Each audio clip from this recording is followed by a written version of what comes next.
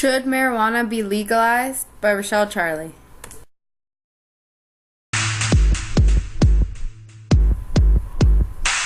Medical marijuana has the ability to and has helped millions of people with cancer, HIV, glaucoma, and other diseases.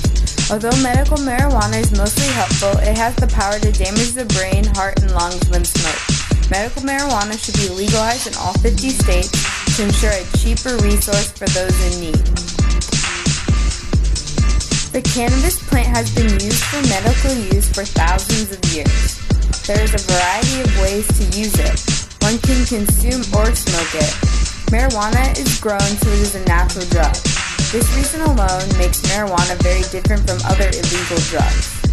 So far, medical marijuana has been legalized in 20 states in the U.S. A few of the pros of marijuana is that smoking marijuana gives people a high that numbs the pain, which makes it a popular drug for those with cancer, HIV, and glaucoma, and other similar diseases.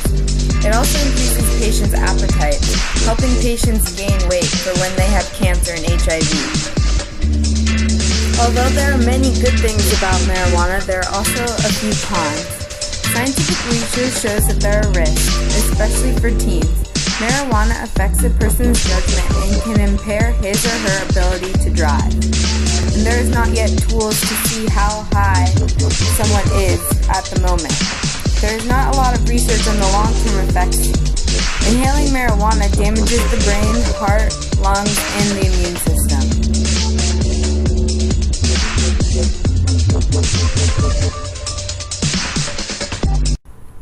Marijuana affects the brain. Marijuana has psychoactive chemicals, tetrahydrocannabinol, THC. When smoked, marijuana releases the chemical THC into the lungs, where it goes into the bloodstream and then directly to the brain. Once it reaches the brain, the THC attaches itself to the receptors in the brain, giving the body a high feeling. It only takes a few minutes for the THC to reach the receptors in the brain. It is almost impossible to overdose. A fatal marijuana overdose in humans would take 40,000 times the amount of THC that it took to get them high in the first place.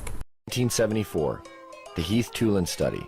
Ronald Reagan announces, "The most reliable scientific sources say permanent brain damage is one of the inevitable results of the use of marijuana." Monkeys pumped full of marijuana, apparently 30 joints a day, had begun to atrophy and die after 90 days.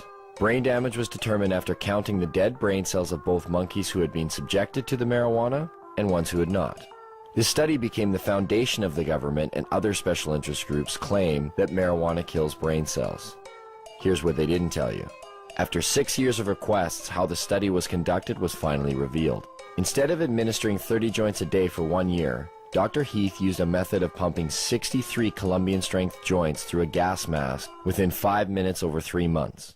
Well, if you suffocate, the first thing that's going to happen is your brain cells are going to die with lack of oxygen. So what they did is they suffocated the monkey. In the 1999 study by the Institute of Medicine that was paid for by the United States government, they had to use words like may and should cause cancer. We've been hearing for years them trying to say that it causes lung cancer, and we say, really, that's interesting because you can't even show us one case of cancer being caused by cannabis use alone. Just in the last month, verifying that cannabis smoke does not cause cancer. It's different than nicotine.